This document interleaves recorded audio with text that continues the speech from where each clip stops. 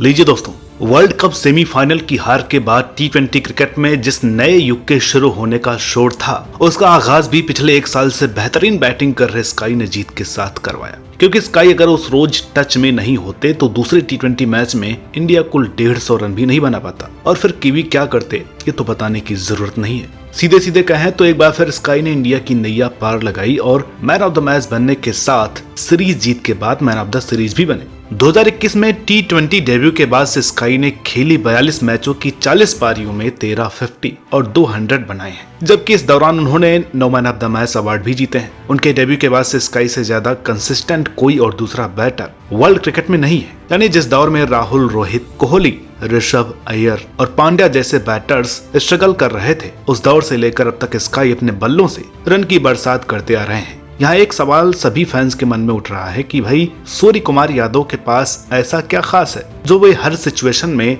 हर ground पर, हर opposition के सामने आराम से रन बनाते हैं। क्योंकि ये सवाल सिर्फ आपका नहीं, हमारी टीम का भी है। तो हमने इस सवाल का जवाब ढूंढने की कोशिश की और जो हमें मिला उसे इस वीडियो के जरिए क्रिक माइंड के क्रिस्पी अंदाज में आपके सामने रख रहे हैं। दोस्तों, सूर्य कुमार यादव की दूसरे प्लेयर से जुदा होने वाली बातों में जिससे एक बात का जिक्र सबसे पहले आता है वो है उनकी मॉडर्न डे थिंकिंग। क्योंकि घरेलू क्रिकेट में स्काई 2010 से रन बनाते आ रहे हैं और अपनी टेक्निक का लोहा काफी पहले मनवा चुके थे, मगर उनकी तरह कई अच्छी टेक्निक वाले खिलाड़ी जैसे करुण नायर, मनीष पांडे, मनोज तिवारी, मयंक अग्रवाल कभी इंडियन टीम के एक फिक्स स्पॉट नहीं बन पाए। क्योंकि उनकी टेक्निक बेहतर होती गई मगर थिंकिंग वैसी ही रही। जबकि टी20 फैंस स्काई को 2012 के चैंपियंस लीग के दिनों से जानते आ रहे हैं। सूर्य कुमार यादव कोलकाता नाइट राइडर्स के लिए मिडिल ऑर्डर में आकर तेजी से रन बनाते थे। तब भी वो 150 किलोमीटर प्रति घंटा की रफ्तार से आने वाली बॉल के सामने ऑफ स्टंप पर खड़े हो जाते थे और वाइड लाइन के करीब की बॉल को फाइन लेग पर मार देते थे। यानी स्काई शुरू से ही अपने गेम को लेकर क्रिएटिव थे,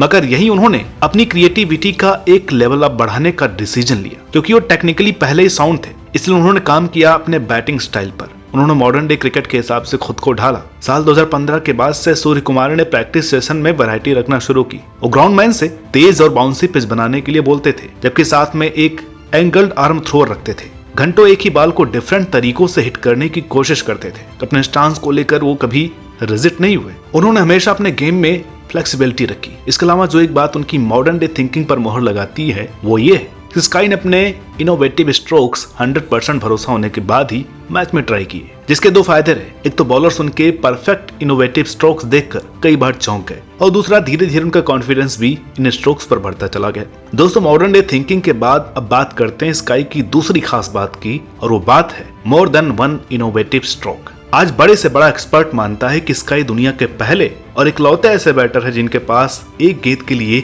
4 स्ट्रोक्स हैं, जिनमें एक से ज्यादा इनोवेटिव स्ट्रोक्स हैं। मिसाल के तौर पर बॉडी की तरफ आती हुई बाउंसर को स्काई बैट से स्कूप करके कीपर के ऊपर से उछाल मारते हैं, तो उसी बॉल को वो नटराजन स्टाइल में थर्ड मैन और फाइन लेग के बीच में भी भेजते हैं, और थोड़ा टाइम मिले तो वो पुल करने के साथ उस बॉल को ही टेनिस स्मैश स्टाइल में मिड विकेट के ऊपर से भी 6 के लिए मार देते हैं। जबकि इसी बॉल पर अपर कट उनके लिए बाएं हाथ का खेल है। इस तरह का कुछ बर्ताव वे लेग स्टैम्प पर आ रही गुड लेंथ बॉल के साथ भी करते हैं। कभी तो उस बॉल को एक पांव पीछे करके कवर्स के ऊपर मार देते हैं, तो कभी उसी बॉल को एक पांव आगे करके रैप शॉट खेलते हुए थर्ड मैन के ऊपर से हिट करते हैं। इसके अलावा घुटना टेक के इस बॉल को फाइन लेग और स्कूप की तरह कीपर के ऊपर से मारना अब उनका ट्रेडमार्क बन गया है। जबकि इस बॉल को फ्लिक के साथ छक्का मारना उनके लिए बाएं हाथ का खेल है। इस तरह ही ऑफसेट स्लोअर हो, स्टंप पर आती नकल बॉल हो, स्पिनर्स की googly, off spin, leg spin या दूसरा हो, स्काई के पास आज हर बॉल के लिए एक से ज्यादा भरोसेमंद सेफ स्ट्रोक्स हैं, जो उन्हें सिर्फ प्रेजेंट नहीं बल्कि पास्ट और फ्यूचर दोनों जनरेशन से आगे खड़ा करते हैं। मगर स्काई की more than one innovative strokes वाली एक खूबी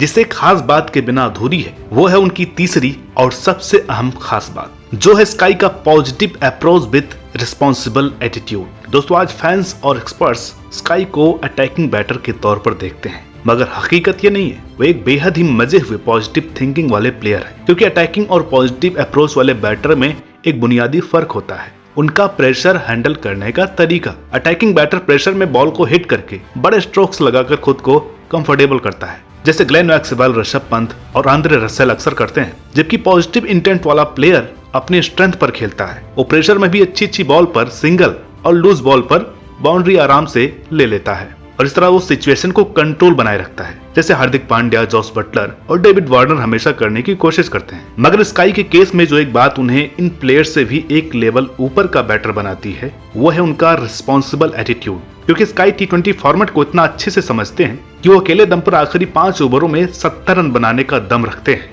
इसलिए आपने उन्हें कभी 10 से 15वें ओवर के बीच में पैनिक या इनोवेटिव स्ट्रोक्स खेलते हुए नहीं देखा होगा। वो इंतजार करते हैं मौके का और फिर टूट पड़ते हैं। वैसे तो उन्होंने बीते कुछ दिनों में बहुत शानदार पारियां खेली हैं, मगर उनके positive approach with responsible attitude की बेस्ट मिसाल पिछले महीने वर्ल्ड कप में पर्थ पर साउथ अफ्रीका के विरुद्ध खेली गई 68 रनों की इनिंग है। उस पारी में सिर्फ 40 गेंदों में 6 चौके और 3 छक्कों के साथ तेज रन बनाने के बावजूद स्काई ने एक भी इनोवेटिव स्ट्रोक्स नहीं खेला, क्योंकि वो जिम्मेदारी के साथ अपने कन्वेंशनल गेम पर रन बना रहे थे और मुश्किल में फंसी इंडियन टीम को बेटर सिचुएशन में लेकर जा रहे थे। हालांकि इंडिया वो मैच हार गई। स्काई के 68 रनों पर पानी फिर गया और फैंस समेत एक्सपर्ट्स भी स्काई की दूसरी इनिंग के आगे उस पारी को भूल गए। मगर वो पारी क्या अहमियत रखती है, आप स्काई से पूछेंगे तो ही जान पाएंगे। दोस्तों, स्काई की इन खास बातों को यहाँ स्पेशल मेंशन करने का मतलब ये बिल्कुल नहीं है कि हमारे दूसरे इंडियन स्टार्स में एक खूबी नहीं है, क्योंकि पॉजिटिव अप्रोच के मामले में रोहित और हार्दिक की कोई सानी नहीं, जबकि रिस्पॉन्सिबल एटीट्यूड में कोहली का कोई मुकाबला नहीं। और मॉडर्न डे थिंकिंग वाली बात ऋषभ में भी है,